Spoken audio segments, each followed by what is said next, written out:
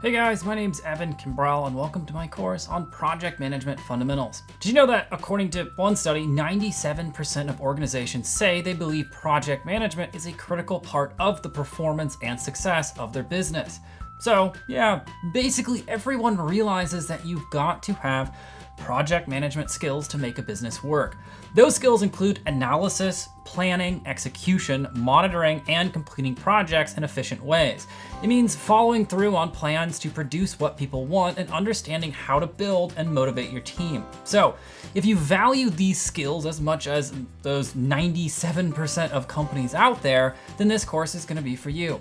We'll talk about how project management works, including the role of a project manager and how to be successful, how to analyze and get a project approved, how to plan out and execute on a project, how to deal with changes and other challenges along the way, how to complete a project successfully, and multiple types of project management approaches that you could consider. By the end of this course, you'll be able to apply this knowledge immediately to your own projects. By focusing on the values of your customers and your business, you can use these best practices to complete successful projects that help you accomplish your goals. So, if you're ready to get started, I'll see you in the first lecture.